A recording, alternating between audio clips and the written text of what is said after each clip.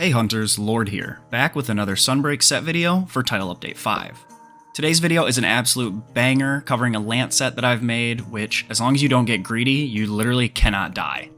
You can also stun monsters just by guarding, never lose sharpness, block infinitely, and literally take 0 chip damage from even some of the strongest attacks in the game. As you guys would have seen in the opening montage, we can tank level 300 Afflicted Gold Rathian's Fireball nuke, as well as the Afflicted nuke from not popping enough of the Curio. This set is insanely good, and I honestly think that you'll have to try to die with this set. Even though this is pretty defensive, you can also deal really good damage. I do want to preface this by saying that all the footage in the background was using a lance that I hadn't even augmented yet. So the lance in the background footage only had 320 raw, but can be augmented up to 380, which would have made quite a difference.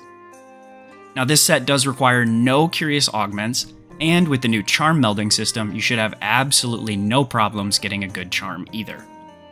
Before I get into the set, if you do end up finding yourself enjoying the video at any point, a like would be super appreciated, and be sure to subscribe for more Monster Hunter content just like this. With all that being said, guys, let's go ahead and get straight into the set. So starting off with the weapon, you can really use any lance that you want. It does need to have a level 2 or 3 Rampage slot. Now this is because this set is centered around a new Guard Bash Rampage deco, which applies KO to a monster if you block an attack using the regular guard skill while its head is near your shield. I've opted for the Royal Order Lance as it has good raw, purple sharpness, 10% base affinity, and even a plus 50 defense boost. I've augmented for full attack, and make sure that you unlock all the slots that you can, as that will help maximize your attack. You're going to slot in a shield and Spiritbird jewel here, as well as of course the new Guard Bash Rampage deco. Now onto the armor. Starting off with the helmet, we're going for Risen Kushala, which will give us Wirebug Whisper and Wind Mantle. You're going to go ahead and slot in a Bloodening, KO, and your level 1 deco of choice here. The chest is the new Tempest piece from Omatsu. Now you only need 1 Expert Plus deco technically, so you can feel free to swap in another decoration of your choice, as well as an Intrepid jewel. The arms are also Tempest, fitted with the Shield Plus, Mighty Plus, and the second Intrepid deco. The waist is the Rime Guard waist from Velkhana. This is purely for slot purposes, so if you have some better slots and some other skills that you like, you can definitely switch it out. But you're going to slot in 2 Iron Wall Plus and an Iron Wall for all 5 levels of guard. Finally, the legs are also Tempest from Omatsu. You're going to fit in an Embolden Plus and a KO Plus jewel. Now as far as the charm goes, I have a Wex 3 with 2 level 2 slots and a level 1 slot, but you could also go for Weakness Exploit 2 with 3 level 2 slots. If you meld specifically for Weakness Exploit in the Cyclist melding, you should be able to get one of these in no time. Now, if you have a charm like mine, you're going to slot in an Embolden, a Mighty, and Shockproof jewel, but if you go with Weakness Exploit 2 and 3 level 2 slots, you'll fit in the Embolden and Mighty as well as a Tenderizer deco, and then you'll use the level 1 slot in the Kushala head for your Shockproof deco.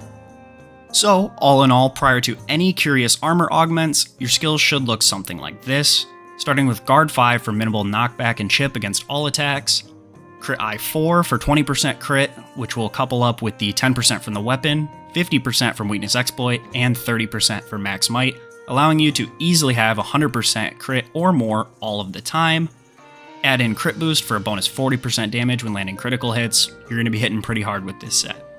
Now Focus 3 is free with the Rime Guard coil. You can feel free to use this as fodder in your augmenting, as it does absolutely nothing for lance.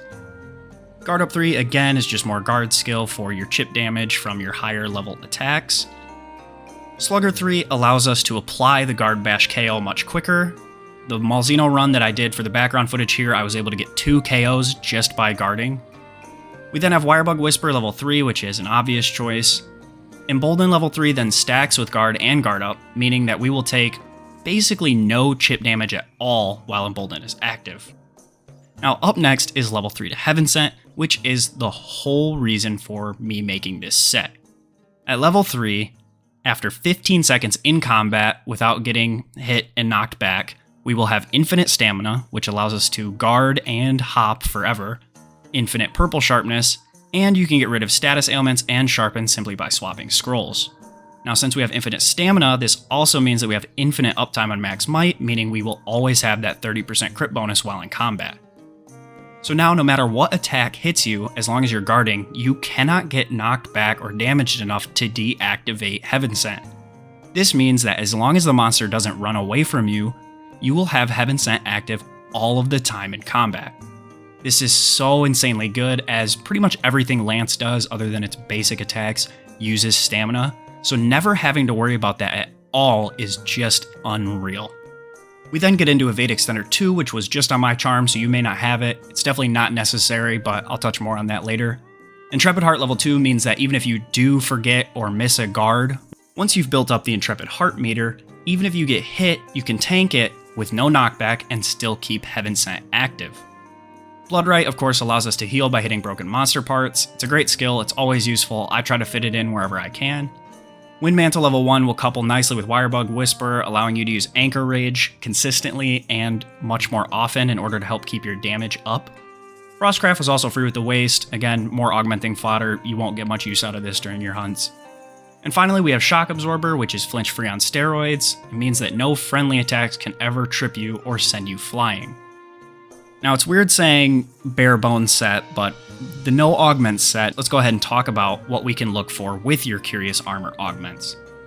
So longtime followers of the channel will know that I always advocate for getting good slots, as it will allow you to change decorations on a per quest basis instead of being stuck with a single skill. Of course, if you do get a good skill, definitely keep it, and if you get any skills that we used as decorations, you can feel free to keep those too, and it'll free up a decoration slot back in the build for you to change around to your liking. Now if you're still wanting an idea of what to add, here's some skills that I'd recommend keeping an eye out for. Now any amount of Evade Extender will be really nice, as it will allow you to close the gap even quicker without having to sheath your weapon. Attack boost level 4 to 7 is always going to be nice. Any amount of Bloodright beyond the level 1 that we've slotted in will allow you to heal even more HP per hit. Getting Wind Mantle up to levels 2 and 3 will definitely help a little bit, although you might not notice it as much as the difference between no Wind Mantle and Wind Mantle 1. Adding Powder Mantles level 1 to 3 will always be a nice extra damage here and there. And then of course you can add any other quality of life skills that you prefer.